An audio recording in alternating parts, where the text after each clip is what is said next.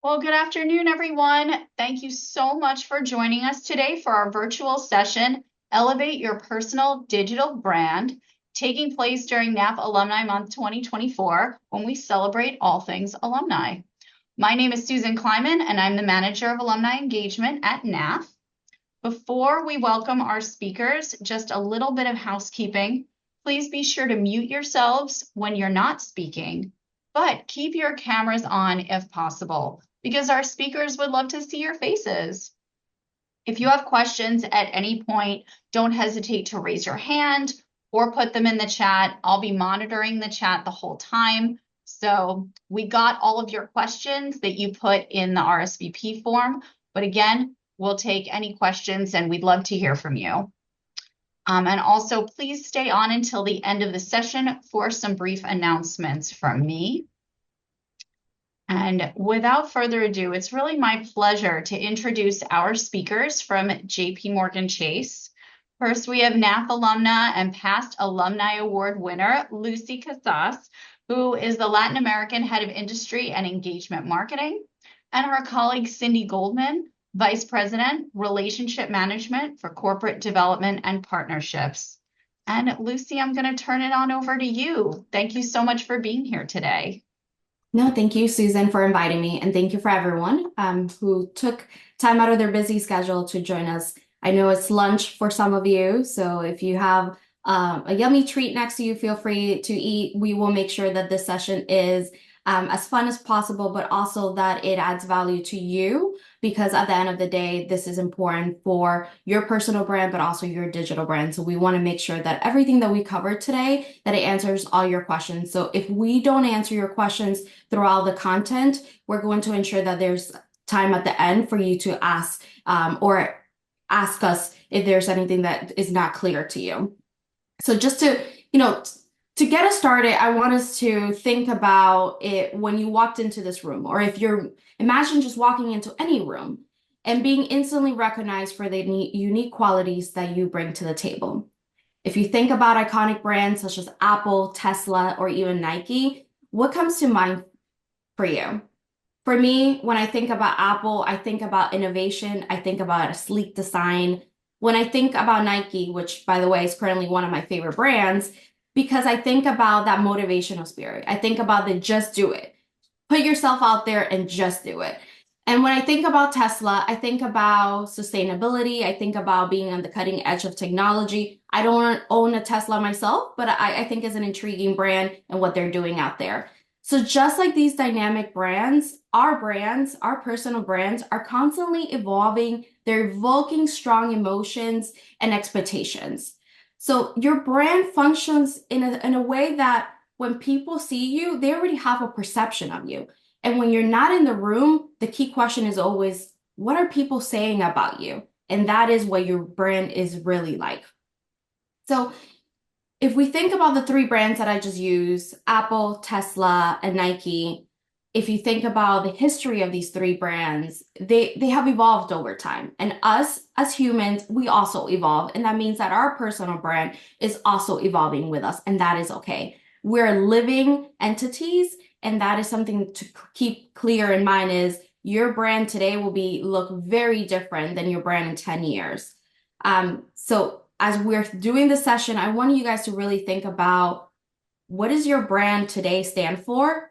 What do you want your brand to stand for? And ultimately, in the future, what is that aspirational brand? So as we're giving you this information, just do that self-reflection on yourself. So I know Susan just introduced her, but I think she needs a second introduction because that's how dynamic my co-speaker today is. I'm joined by Cindy. She is not only an amazing colleague from JP Morgan Chase, but she's a dynamic powerhouse, a motivational speaker, a world traveler, a connector, and most importantly, a dear friend to me. In today's session, we really want to make sure that everything we're sharing is as authentic as possible. So we're going to be sharing our real life stories and our point of view, just to give you a different flavor than what you may be accustomed from these big brands that I just mentioned. And, let's face a reality. A lot of you read today's session description. You just heard Susan's wonderful introduction about herself. And even some of you may have been a little curious and would have been, maybe you Google us or you went to LinkedIn and you looked us up. So you already have an impression of us. You already think and brand of us. Because let's face it, first impressions do matter. And as humans and professionals, our brand has multiple facets. So get us started today, I want to, in true Lucy fashion, I want this to be fun. So Cindy, if you had to think about your personal brand and you had to think about music or a soundtrack, what will be that opening track and why? Okay, maybe not a reference that you can all identify with, but I would say Leaving on a Jet Plane. And I say that because almost everybody who has ever met me or heard about me knows the part that you gave in my introduction, which is I have traveled to more than 50 countries. I've created my own brands from there. And I know that when I'm not in the room, people will say, "Oh, you've met Cindy, right? She's always on a trip to some exotic place." So I'm going to say Leaving on a Jet Plane. And How I think about you, Lucy? I know what I would think would be yours, but what would be your opening soundtrack?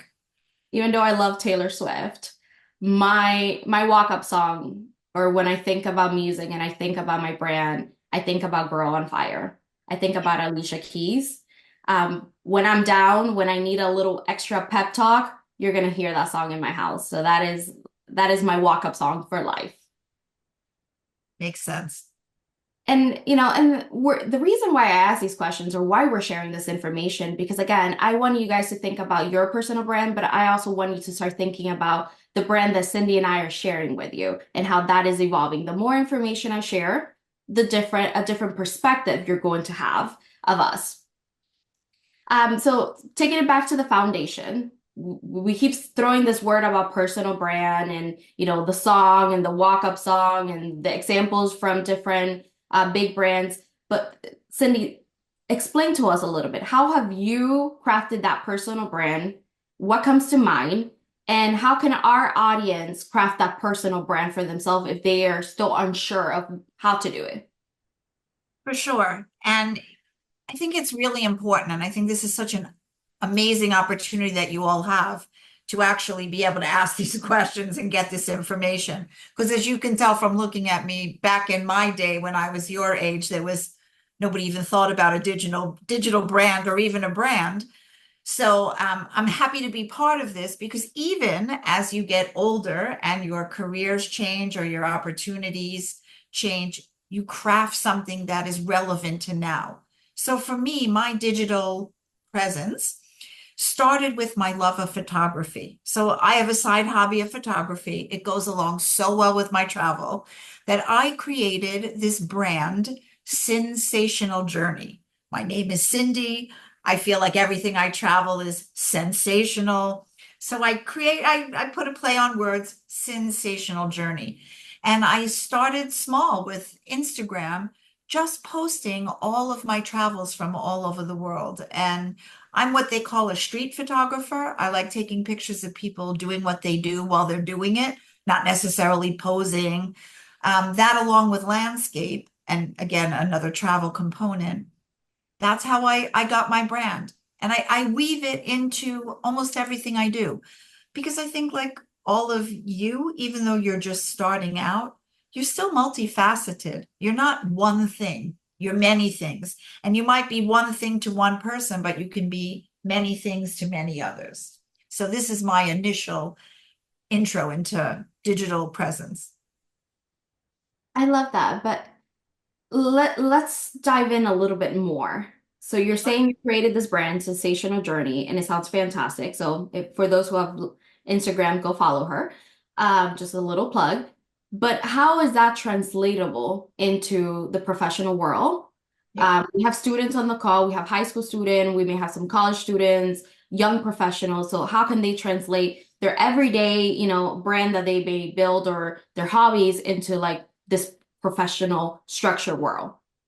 That's a really important point, Lucy.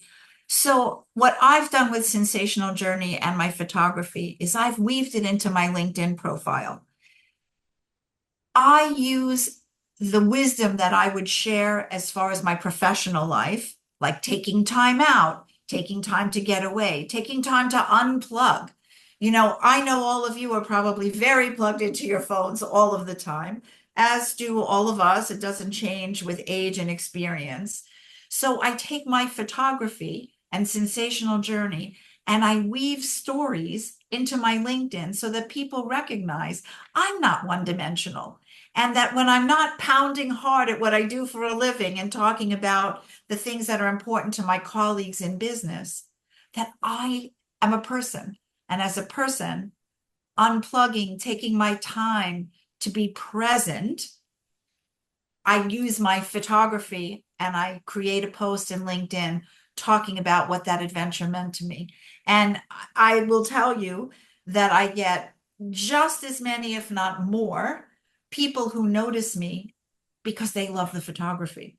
And then they reach out and they want to connect, or they see a location that they think is really interesting and they want to double click on where did I go? What did I do? How did I do it? So for me, that's how I create that more rounded view of who I am. I work hard, I play hard, and I take pretty pictures. I love that. And she does take really, really pretty pictures. But okay, so I get how you went from Instagram to LinkedIn. I get this hobby and I get this brand that you crafted for yourself.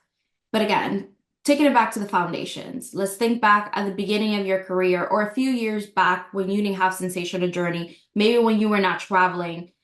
How did you craft that personal brand that people left that aha moment when you're not in the room that they were still talking about you? Okay, definitely a tough question, but I think it's super relevant because it doesn't matter where you are in life. Every day, and I think Lucy started the conversation about how first impressions are everything, and maybe you did Google us or check us out on LinkedIn before the call. So you've already made an impression. So back before there was an opportunity to actually front face or focus who I was to other people, I created my brand in my everyday actions. I'm somebody that people have learned that I'm a connector. I'm somebody who maintains relationships. I'm somebody who follows through. You don't have to be a genius at anything. You don't have to create some amazing product that you become super famous. You will become super famous to the people who count on you, whether that's a classmate, whether that's a colleague, whether that's your team someday when you go to work, just by following through. If you promise something to somebody, see it through. If there's going to be a delay in what you've promised, reach out and say, hey, I know I said I would get you this today, but I'm actually struggling with that. Give me till the end of the week, and then make sure you follow through. So my brand got created on the fact that people knew even if I didn't have answers, I would find them and I would communicate. Because what I've learned most in life, and I'm an educator as well, so I talk to students all the time, is that I like to share what I know. And I've never felt like anything I know is more valuable if I keep it to myself. I always share, whether it's a tidbit, whether it's a sale, a coupon, some place to read a book for free. I always share it. And then people remember I gave them something, no matter whether it had an actual value or just a small intrinsic value. So I tell you, you can begin creating your brand right now, where you are today. And maybe that's you're the good friend. Maybe it's that you share your information or you have some special skill. But when you share that with others and you follow through on the things that you say you'll do, people will remember you and they'll always come back to you because they know they can trust you. And you never want to break that trust. I hope that answered the question. No, that did. I love that question. And I love that answer even more. And I guess putting it back on myself and thinking about, I was in a lot of, I was you. I was a lot of you not so long ago, a few years ago. I'm not much older. I'm still 15 at heart forever. That's the age I'm going to stick with. Maybe 21, but one of the two. And I like to always reflect back on my high school experience, especially my freshman year. The first day of my Academy of Finance, the teacher asked me to stand up, say my name, introduce myself. That was the most nerve-wracking moment of my life. Why? Because I had to say my name in front of people. I was terrified of public speaking. What if I forgot my name, my own name? That's all I was required to do, was say, "Hi, my name is Lucy," or Lucia, and that's it. But I always like to go back to that moment and how I felt and how I have evolved from that moment. Today, in my day to day, I teach CEOs, country heads, very, very smart people how to A, develop their brand, have a presence on LinkedIn. I coach them for external speaking engagements. I write their talking points. I get them the opportunity. But then I always like to take it back to that, freshman in ninth grade in the finance academy and how I felt, because that gives me that sense of like growth, the sense of purpose. I went from taking something that I was very, very terrified at doing and crafting and working on it. And I'm still terrified of public speaking, let's face it. But sometimes you just have to face your fears. And now I turn that into my day-to-day job and what I do, pretty much with my eyes closed.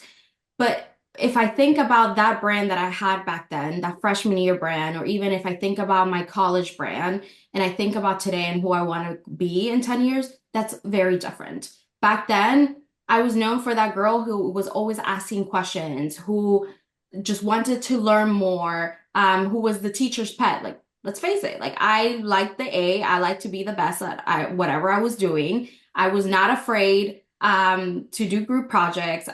Even though I was terrified of public speaking, I faced it. Like I knew I had to get over it. Then I think about college Lucy, similar track, similar brand, but the difference there was that I was like, I need to be part of a bigger organization. So I joined a club in college and I knew that I needed to get exposed, again, network. I needed to build my network. And now I think about my brand today, how that has evolved, and what I hope that people are saying about me. And that's something that you have to also think about. You may think that your brand is X, Y, and Z, but the key there is when you're not in the room, what are people really saying about you? So go find a teacher, find a parent, a friend, someone that you really know and that you trust, and ask them this question: what do you think is my brand? Why is that important? Because you need to check yourself sometimes. We may think we're the greatest thing since sliced bread, but most of the time we're not. So we need to validate that how we are perceived is the same way that we want to be perceived. And if it's not, if there's something that is not matching, then we just have to fix it. We have to tweak it. So if someone is telling me like, "Hey, Lucy, I don't think you're a great speaker," or "I don't think that, you're collaborative. I actually think that you're bossy and pushy," then there's something wrong there. I need to go either take a lesson or I need to go figure out what is the why? Why do people think I'm bossy? What can I change? Was it my tone? Was it the way that I approached the situation? So my advice here, and the reason I'm telling you this story, it's because it's important for us to take it back.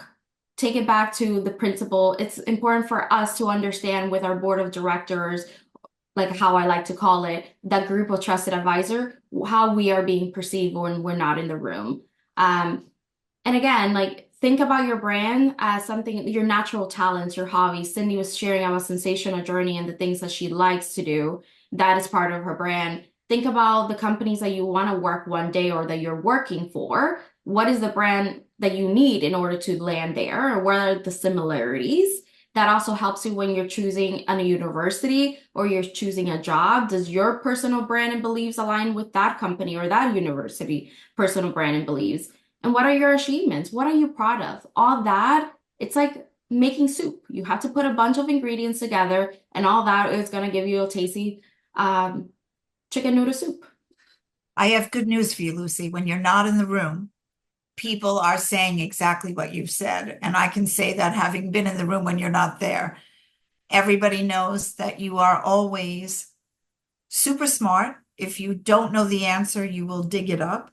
and that you are always sharing your tips and you're always available to others so that you can help out. And so it aligns with everything you think about yourself, which is really important. And I like the fact that you talked about the fact that you need to check in with your board of directors. And when we mean that, it's who is that trusted circle that you have? Is it a parent? Is it an older friend, an older sibling? Is it just a teacher, somebody you've met in your life who is not afraid to tell you what maybe you're not ready to hear, or is a confirmation of everything that you already think? And don't be offended. Like, feedback is hard, but feedback is a gift. So that is, if you ask for it, you have to be able to receive it, and don't let it stop you. Just take it, evaluate it, move on, form a plan. But I also think that, and Cindy just shared that wonderful piece. Thank you for being part of my board of director, first of all. But I also like to think about the future. Who do I want to be in 10 years? And what can I do now to start changing that brand to fit that 10 years? So I'm currently in my fitness era, like I like to call it, a midlife crisis, maybe, who knows, or both. So I am determined to run a marathon. I don't know when or how, because I'm horrible at running. But that is my goal and that's my aspiration. So one day I want people to say, Lucy is a marathon runner. I want to be part of the 1%. So I'm putting it out there. I'm sharing it with people. I'm building a plan. And I know that one day I'm going to be that, that image that I want people to have of me. So don't be afraid to have big, bold goals. Don't be afraid to think about way, way ahead in the future. It's not only about the today or the tomorrow or the getting that job. Think about 3, 4, 5, 6 steps ahead.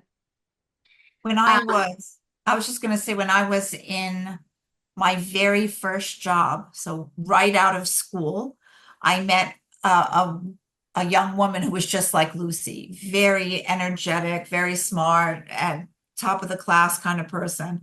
And back then we had a lot of print media. So we cut out the picture of the CEO and the board of director, and we replaced it with our own pictures. As you heard in the introduction, I'm not a CEO or on the real board of directors at JP Morgan.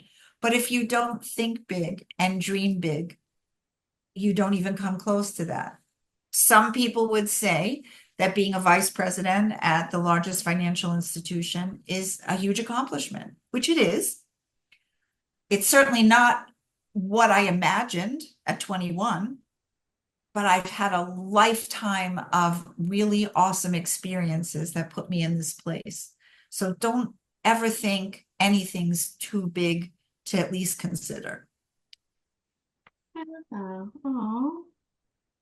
And I like that because there is a philosophy about visualization. And if you look at, the Olympics, and all top athletes do this, they visualize themselves in whatever goal they're trying to achieve. So if I am trying to run, again, back to my fitness era, if I want to be that marathon runner, I'm going to visualize myself crossing the finish line at the New York City Marathon with my medal and exhausted, but I visualize myself there. And then the more we visualize ourselves in things, the more it becomes a reality. For Cindy, it was taking an actionable step in visualization, cutting that picture and putting it in on top of the other person so she could be the CEO. But even though she's not the CEO, she's made huge strides in her life that have landed her in even better opportunities. So always think that just because we plan one way doesn't mean it's going to happen. But having that gut, that perseverance, that willingness to visualize yourself there is the first step that we need to take. So let's take this a little bit back to the digital world and think about LinkedIn as a platform. What are your views, Cindy, on LinkedIn, and what are some few actionable steps that this audience could go right now or in a few hours to LinkedIn and start doing? So, great question. And to me, LinkedIn is it's a networking opportunity. It is and I'm sure Lucy will give you all these facts and figures after, it's where everybody goes to hire employees. It's become like the hiring platform. But for me personally, at this time in my life and since LinkedIn's inception, it's an opportunity of people I've networked with. It's not Facebook. I don't know them personally necessarily. I may never have went out to lunch with them or went on a bike ride with them, but there's somebody I've worked with. There's somebody who I've attended a session where they spoke. Maybe it's a student of mine. Maybe I was a student of theirs. It's a huge opportunity to project who I want them to see me as, my authentic self, on a digital platform. Some of the things that I think are very actionable right now, and I noticed immediately a difference in who noticed me, was a simple thing. Everybody on LinkedIn has that formatted banner photo in the back of them. It just says like LinkedIn or something. It's just got the hole for your face, and that's it. And everybody's looks the same, unless you change the picture. And it's such a simple thing. Now you might say, oh yeah, she's sensational journey. She takes pretty pictures. It doesn't have to be a photo you took. What's important to you? I wanted people to see my face and know I live in Clearwater, Florida. One of the most beautiful beaches in the country is where I live. And one of my favorite things to do on a Friday night after a long week at work is to go down to the beach. If I'm not seeing the sunset, at least listen to the birds and the sound of the water. So my banner photo on LinkedIn is Clearwater Beach, because that's who I am. It's where I'm currently from. It's not where I'm originally from. But small things like that. Also, you have an about opportunity, and this is your free formatted way of you telling the world, because everybody can see you. Who are you? What are you? What's important to you? What are the things I want to emphasize about myself? I have a lot of, I'm sure you all know the definition of philanthropic. I like to give back. I like to do things for other people. So I include that in my profile and some of the things that I do, like feeding Tampa Bay or Habitat for Humanity and building homes, because I think it's really important for people to see, again, I'm multidimensional. These are small things you can do. I know that at your age, you're probably thinking, well, what am I going to tell people about myself? Well, you're students, and everybody knows that students aren't going to have 10 years experience in the financial industry, but maybe you were part of a mathletes club, or maybe you did something at school. Maybe you won an award at school, or you participated in a theatrical opportunity in school. Use this platform to emphasize the things about you that you want people to know about yourself. Because believe it or not, every single day you are actually building these soft skills that mean a lot to employers, that mean a lot to educators when you're looking at universities. They're looking to see those things about you that make you unique, that make you different, that make you stand out. And it doesn't have to be that you're the best at everything you do, but just talk about the things that matter to you, and you will draw people who have similar feelings about what they do. All of these things, you don't need years of experience, small changes, big opportunities. And because I'm the stats girl, again, multifaceted, and like how my team likes to call me, I'm the question girl. I do bring the stats to to this session. So just to give you a perspective, currently there is over 900 million members globally on LinkedIn. It is a global audience. So whenever you publish something, whatever you're out there putting yourself, your story, your content, you could reach up to 900 million people. And out of those 900 million people, 61 million are influencers and 40 million are decision makers. So the who's who is on LinkedIn, the people who are hiring, the people who are making the decisions. Do you get the promotion? Do you not get the promotion? Do you get the job? Do you get the scholarship? Do you get into these programs? They're on LinkedIn. Your audience is there, but now it's up to you and how you reach the audience. So Cindy gave you a few, profile things that you could do. We did create this toolkit that Susan's going to share afterwards that will give you even more in-depth, like click here, do this, think about this. that will really make you stand out, one of the features that LinkedIn has is creator mode. So if you think about creators or influencers on Instagram, this is kind of similar for LinkedIn. Once you turn on creator mode, people could follow you. So now you're telling the algorithm, because yes, let's face it, it's a platform, there's an algorithm that you have to hack so you could get exposed to these 900 million people that are out there. So once you turn on your creator mode, people could either connect with you or they could follow you. That means that you're going to start sharing thought leadership information, that you're going to start sharing things that are important about a subject, aka your brand, something that you want the rest of the world to know. It's going to help you build your credibility. It's going to help you build your network, which we're going to cover in a second. And you're probably thinking, okay, Lucy, 900 million people, the decision makers are here. I'll turn creator mode. I'll put the banner like Cindy said. I'll have a nice about me section. What do I do now? Like, how do I continue? So I have this secret, but really not so secret strategy. I like to call it the sandwich effect. So when you're creating a post, think about a sandwich. You will usually have a slice of bread, you have your meat in the middle, you have some toppings, and then another slice of bread. The first slice is how you're going to attract the audience. People are busy, people have other things. Half of you are probably multitasking right now, or you're thinking about something else. So how do I grab your attention on LinkedIn for you to stop scrolling, look at my content, and make sure that what I am saying is important to you? And that is your first sentence, your outer sandwich. It has to be something that's dynamic, something that will get that reader's attention. Even though it's, I'm thrilled, I'm excited, I ran the New York Marathon, I'm accomplished, blah, blah, blah. Boring. No one cares about that. But if you say, I joined the 1% club, hold up. What is the 1% club? Like, I want to be part of that. You created like a FOMO. You created like the audience is going to feel like, I want to know what this 1% club is. But guess what? 1% of people of our population runs marathons, just 1%. So you stop the audience, they're there. Now the middle, your meat, your toppings, that is the main message. What do you want to tell them? Through sacrifice and training and my partners and sponsoring and my shoes and blah, blah, blah, I'm so humble and great that I did this. So your main message is in the middle. Then your outer layer, let's not forget about the other slice of bread at the bottom.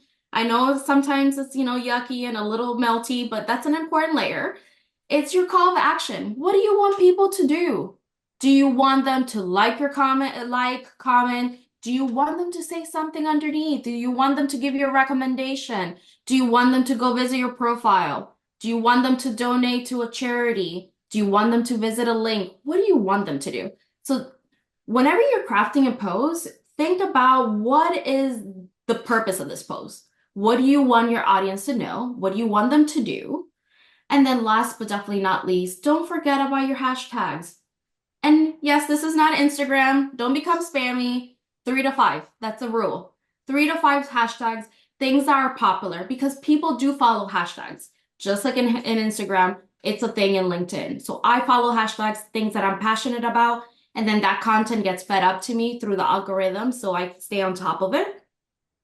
And then, so that's kind of like how you should be thinking about crafting that winning sandwich, aka post. But let's take it a step further. Words are not enough. Words are pretty, they're cool. But what about the photos? Think about this is, again, you want to captivate the audience. Put 3 photos that are related. You don't have to be sensational journey like Cindy is with her amazing photos. You could take a photo with, your teacher, you just won an award, or like landscape about your school or your project or something that you're passionate about, but 3, not 1, not 2, 3. That's a magic number when you're doing it, or maybe a video. So you put a video with your post. If you are already on the platform, you have probably realized that LinkedIn is going to the TikTok and the Instagram, but obviously professional side of it, of 30-second videos. 30-second videos are super, super common. Think about 30, 60 seconds. Anything longer than that, no one's going to watch. So those are kind of like the inside hacks of like me, who I run big brands, run people's Instagram, LinkedIn and Instagram what I do. So now you have like the secret sandwich effect. And just so you know too, 96% of marketers, B2B, so business to business marketers, are investing in LinkedIn for their social media strategy. So not only are the people there that they want it, but there is investment. There's also a lot of analytics behind it. So if you're a data geek like me, whenever you post, you're going to be able to look in your analytics. This is private to you. No one else is going to see it. You just click on your post and you're able to see how many likes, comments, but more importantly, where's your audience from? You're able to see their location, their title. You're able to see like what industry they belong to. Obviously, you're not going to be able to see it at the individual level. It's more on the grouping. Why is this important? Because, for example, for me, I know that when I post, my top audiences are South Florida, because that's where I'm based, New York City, London, Sao Paulo, Brazil, and Mexico City. To me, that makes complete sense because that is where my audience is at. I cover Latin America, so thank God I'm touching Brazil and Mexico, my two biggest markets. If not, I had to change my strategy.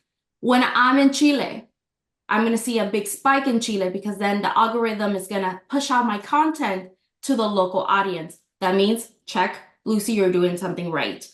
But there is moments that I see that it's reaching the wrong people. So then maybe I have to tweak my message. I have to tweak my hashtags because again, it's not resonating in the people that I want it to resonate. So that is a very advanced step of LinkedIn, but just in case you wanted to start looking at your analytics. But just looking at the clock and that we want to open it up for questions. One of the things that we saw during the questions that came up, and I think Cindy has hit on it multiple times, it's about networking. And how to build your network on LinkedIn and build it organically. So Cindy, I want to touch up on that a little bit. How have you built that network off LinkedIn and then translated it into LinkedIn? Absolutely. There's a lot of things I think we've emphasized today, but I cannot emphasize enough how important it is to build your community. You can call it networking, you can call it building your community, but that's what you're doing. Whether it's the teacher that you really like, whether it's a speaker like today, our call to action to you is going to be follow us, connect with us, see how we use the platform. When you attend something like this, make sure you do make those connections. If there's people within the room on Zoom that you've never met before, but you found interesting, maybe they asked a question you liked, connect with them. But most importantly, not just that initial, oh, yes, I'm going to follow you, Cindy. Oh, yes, I'm going to follow you, Lucy. When you make a genuine connection with somebody, it's not just what they can do for you. It's what can you do for them as well. Those of you who like to read books about networking, there's a great book called Give and Take by Adam Grant. He talks about how important it is to leave something behind for someone. It doesn't, not literally leave something, but it could be something about you. It could be some comment that you made or something that you shared about yourself personally. But hang on to those relationships. Give a person a reason to want to meet with you again. I'll give you the example. I work with a lot of younger people.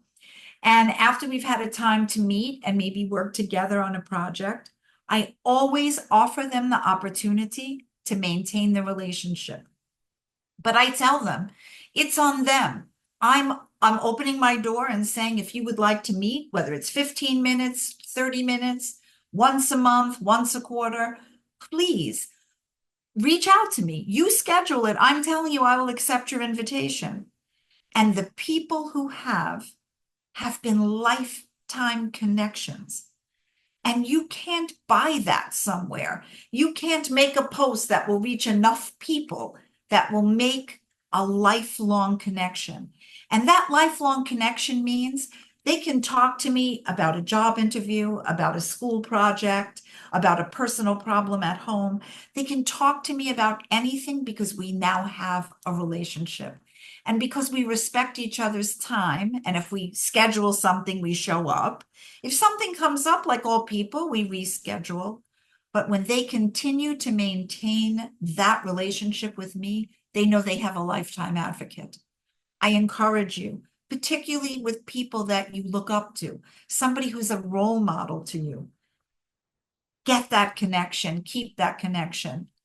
Professionally, personally, it will get you so far in life because you have to be vulnerable to share about yourself and be willing to listen to what the other person has to say and keep it equal in the sense that while you might not be able to give me a ton of maybe advice about life because you're just starting out, you sharing about you makes me a richer person.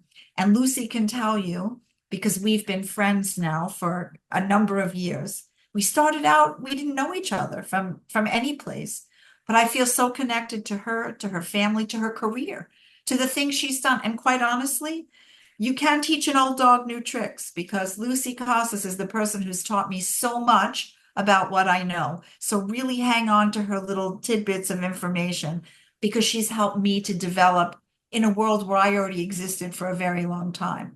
So maintain relationships, don't let them go unless they become unproductive.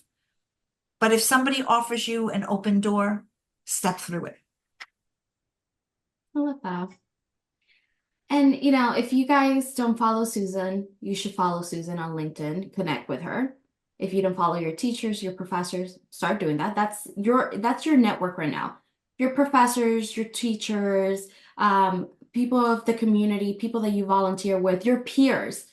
Don't forget about your peers. Sometimes we're so focused about the next step, the next promotion, the next something, that we forget the people around us because that is the initial layer. Those are the people who know you, who could empathize with you better. And you don't know who they're going to be or what they could do for you or how you could help them. It's a two-way street. I see, and I'm going to say my generation and something that I used to do is that I always look for who is the most important person in the room. Oh my God, they're so smart. I need to connect with them. And I made that mistake because a lot of the times it was my peers who were teaching me the biggest lesson or who could, when I needed someone or who could help me, it was my peers and not, that big, powerful person that I thought in my head had all the answers. So don't forget about this network here. If you attend things, this is your perfect opportunity. Snap a picture, post it on LinkedIn and be like, I did this, I attended this, tag the presenters, tag Cindy, tag me. We will go in, we will like it, we will comment. And now it's not just, you're not only connecting with me and Cindy, you're connecting with our network and our network's network.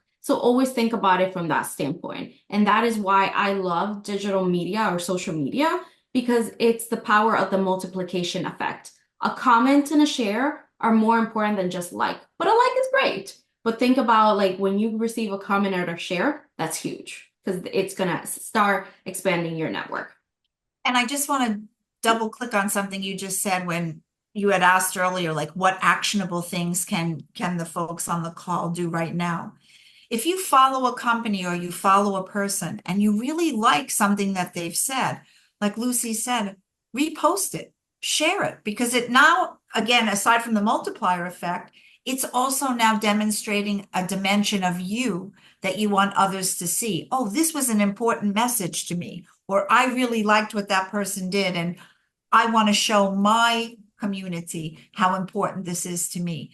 Those are easy things. And I think Lucy mentioned in the beginning, where do you want to go to school? What companies are you interested in? What products really get you going? Those are the things you should follow on LinkedIn because then you get to see all the latest information that they're pushing out to the world in a professional manner. And again, if you see something that's really important to you, amplify it, repost it, share your thoughts about what that person's just said. And now you've given a dimension of you that hadn't been there before. And also send that person a note, a private note, a message. Hey, I love what you said, or I agree with you. What's the worst thing that could happen? They don't reply? So what? You spent a few seconds, but they could.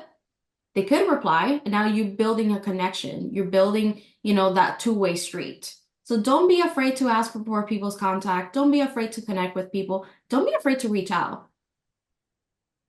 I'm going to open it up to two questions that we want to answer that you guys have submitted, and then we're going to open it to free Q&A. I really want to hear from Staying Alive. That is very intriguing. That song selection that someone submitted in the chat.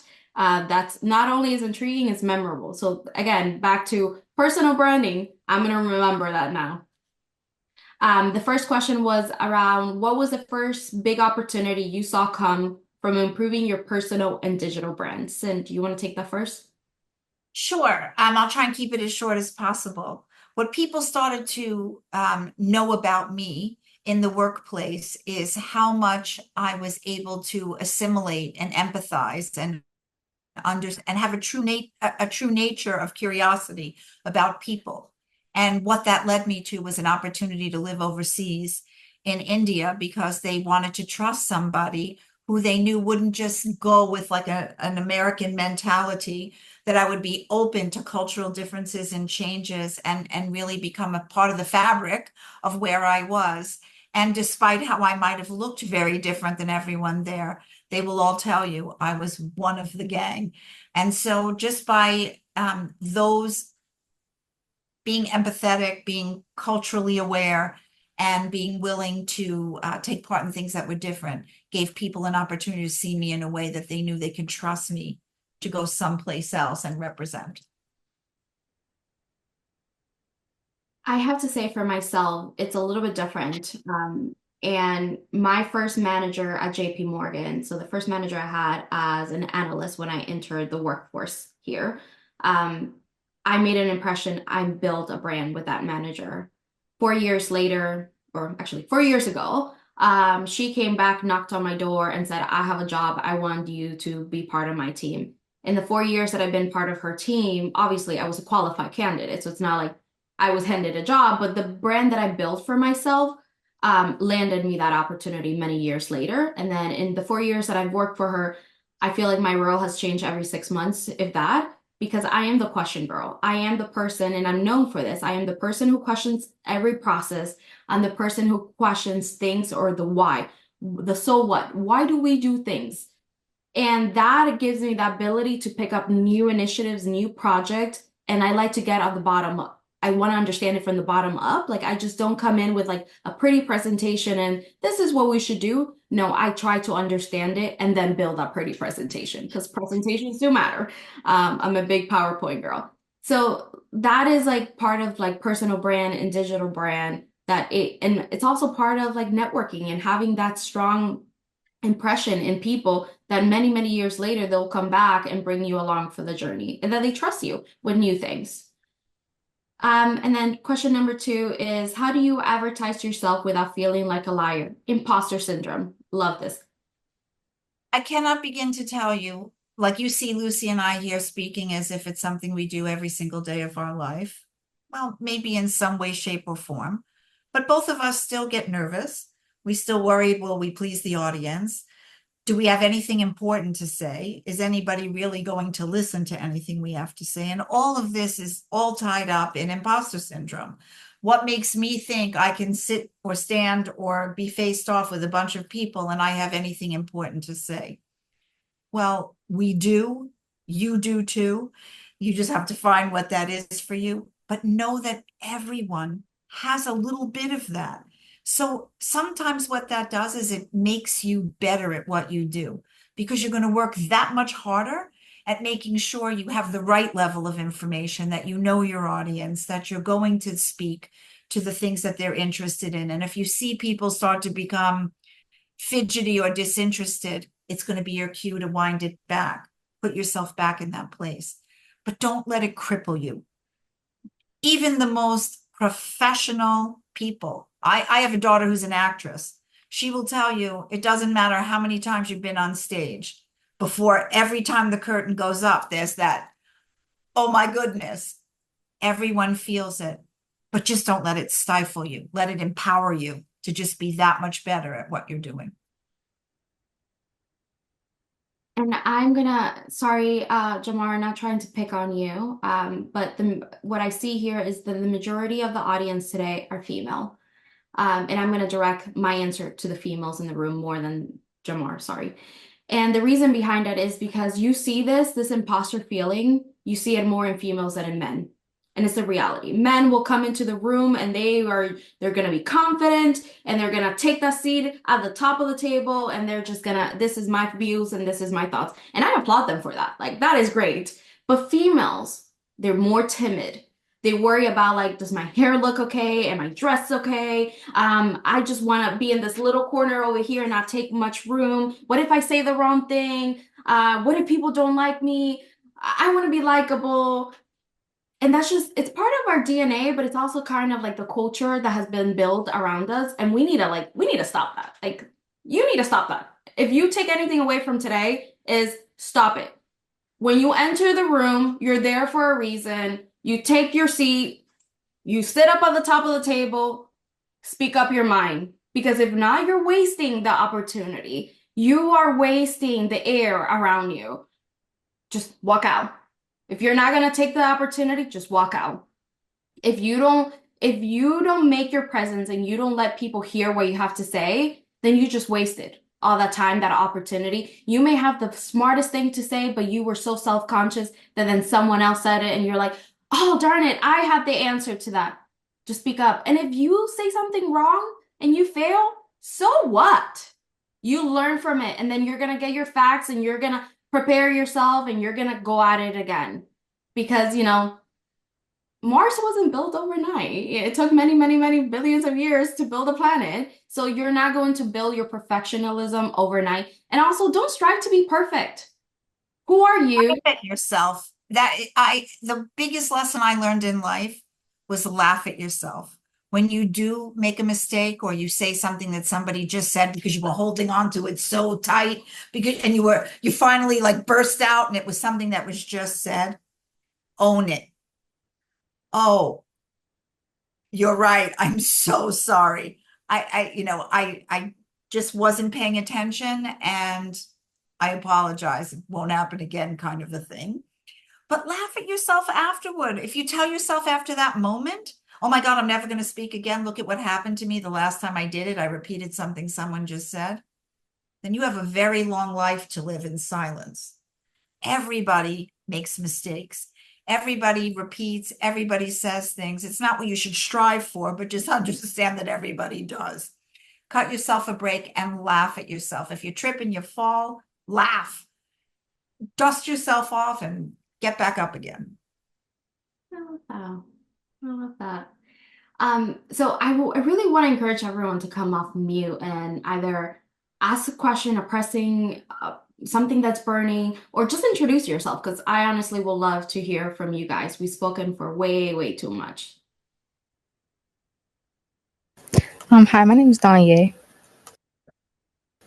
And you guys sort of already answered my question, but one of my main questions were for our brand, do we have to have something that is strictly professional, like it's jobs that we've done and like only career things, but you guys explained to me how it can be things like you personally do, like just skills, things that you experience, things that you have interest in, and that can make your personal brand pop a little more. You were paying attention. Thank you for that. She was taking it too. Extra credit. For sure. And just to add a little bit there, if you go to my profile, there's a feature section, which is something that in the toolkit that we're going to send out is going to tell you to do. And one of those posts that I'm featuring is a picture of my two kids. So I have two little kids. I have a 4 and 3-year-old. So I'm a busy person and don't sleep much. But the reason why I highlight that, because that is part of my brand, that is part of my personality, that is important to me. Work-life balance, which doesn't exist, but and the reason why I don't think work-life balance exists because sometimes life is 70, work is 70, life is 30, or life is 80 and work is the rest. Like you just have to adapt. But that is an important asset of me. That's something that I spend a lot of time and I love my kids. So I'm highlighting that in my network. I want other working moms to feel and see that I see you, I feel you. We share something similar. Thank you.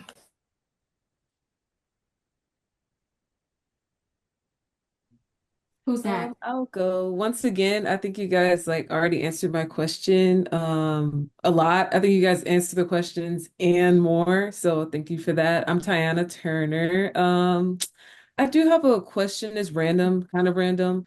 What was what was your what was a moment that you like in your head you were kind of like, I want to say it, I want to say it, I want to say it, but you ended up not saying it and you regretted it later. Like even if it's something at a meeting or something that you wanted to say to someone, like maybe they made you feel a certain way and you were like, okay, I'm in a professional setting, I'm not going to say anything, but you kind of regretted it later.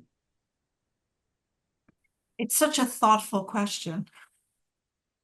I'm trying to think of something. I'm sure you are too, Lucy. It's happened a million times. First of all, let me just be very honest about that. I've been on the planet a long time. It's happened a million times. I think mostly what I will say to you is they were missed opportunities to connect. Somebody, left themselves vulnerable and open, and I just maybe made small talk and walked away, but I didn't use the opportunity to truly connect. And some of those people have gone on to do great things. Some of them might have really just benefited from having a friend at the moment. So we're all going to miss opportunities. It's not a perfect science, but just try to be thoughtful about it. Just like your question itself, it's a very thoughtful question. No, I agree. The only advice that I have there is just speak up your mind. Don't be afraid. Also, know your audience. So I'm not saying go in there and, say something that is so inappropriate for the audience. So always know your audience and what's the message that you're trying to give? Again, call of action. If you say this or you give this idea, what is the answer that you want back? Are you trying to motivate someone? Are you trying to persuade someone? Are you trying to negotiate for a salary? Everyone should be negotiating for salaries. That's a big pet peeve. Negotiate, negotiate. But what is it that you're trying to say?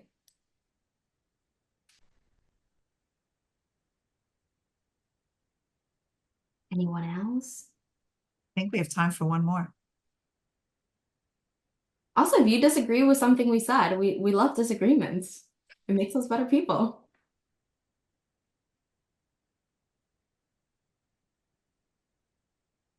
I think you answered everyone's questions, which is That's pretty awesome. cool. Last chance, anybody? You can keep putting things in the chat while I talk. I'm gonna pin myself. Well, wow. I'm just gonna say, wow. That was so great. It was such an informative session with so many great tips. I lost track of how many little tidbits and nuggets you said that I hope people take with them on their professional journeys. So much information that we didn't have before. Thank you so much, Lucy and Cindy, for being here today and taking the time to be on this call. And I put it in the chat earlier, but I'll say it again. Make sure your time in your NAF Academy is reflected in your LinkedIn profile and on your resume. So many people will just put their high school, or maybe they'll say, oh, I was in these 10 activities, and then Academy of Finance is at the bottom. But employers, especially our corporate partners, know NAF. And if someone from KPMG or RTX or Lenovo sees NAF Academy of Finance or whatever it is, they're going to take a second look at your resume, and it could elevate you beyond other candidates.